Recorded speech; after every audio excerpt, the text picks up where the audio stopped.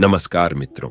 कहते हैं कि हमारे पूरे शरीर को मस्तिष्क ही संचालित करता है। मस्तिष्क से मिलने वाले आदेशों को ही शरीर के विभिन्न अंग फॉलो करते हैं। लेकिन मस्तिष्क की एकाग्रता, बुद्धि और स्मरण शक्ति जहां से नियंत्रित होती है वो सहस्रार चक्र है, जो सिर के शिखर पर मौजूद होता है। जिस तरह पृथ्वी के उत्तरी व दक्षिणी दो ध्रुव हैं, ठीक उसी तरह इंसानी शरीर के भी दो ध्रुव हैं।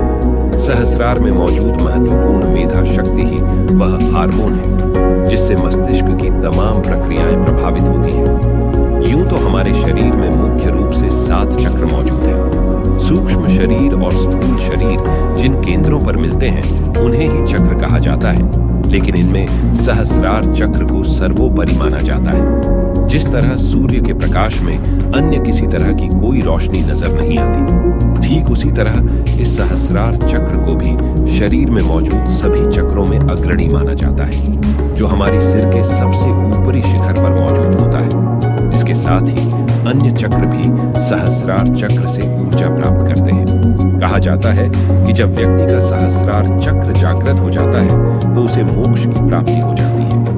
आत्म अनुभूति और ईश्वर की अनुभूति, ब्रह्मांड व्यक्ति की आत्मा का जुड़ाव कर्मों के बंधन से, यानी साक्षात जीवित रहते हुए ही व्यक्ति को आत्मा की अनुभूति हो जाती है। रामकृष्ण परमहंस काफी समय सहस्रार अवस्था में थे। इसे लेकर कई कहानियां हैं, मगर एक प्रभावशाली उदाहरण होगा तोतापुरी और रामकृष्ण परमहंस का। रामकृष्ण सहस्रार में बहुत अधिक रमे हुए थे, इसलिए उनका लंबे समय तक जीवित रहना मुश्किल था, क्योंकि यह ऐसा स्थान नहीं है जहां आप भौतिक शरीर में बने रहकर धरती पर मौजूद रह सकते हैं।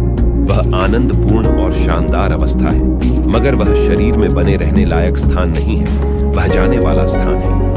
आप बीच बीच में उसे छूकर वापस आ सकते हैं। जब कोई व्यक्ति वहां लंबे समय तक रहता है तो उसका शरीर साथ छोड़ देता है। सभी देवताओं में शिव सबसे बलवान और ऊर्जावान है। इसका मतलब है कि वह सक्रियता के प्रतीक है, मगर वह भी कई बार सहस्रार में होने के कारण उन्मत्त नशे से भरे रहते हैं। इस सहस्रार चक्र के कमजोर होने के लक्षण भी आपको पता होने चाहिए। अगर आपको अधिकतर समय सिर में दर्द की शिकायत रहती है, आप नींद न आने से परेशान हैं, दिमाग में हर वक्त कोई हलचल मची ही रहती है, तो आपका सहस्रार चक्र कमजोर हो चुका है। ऐसे में आपको इस चक्र के जागरण की नितांत आवश्यकता है। इन सब के अलावा सहस्रार चक्र के कमजोर होने से कई आध्यात्मिक और भौतिक बदलाव महसूस होते हैं। आप दूसरों से अपनी दूरी बनाने लगते हैं। आपको एकांत में रहना अच्छा लगता है। नकारात्मक विचारों की मौजूदगी, खाने को लेकर कई तरह के बदलाव देखने को मिलते हैं। सहस्रार चक्र जागरण की विधि इस प्रकार है।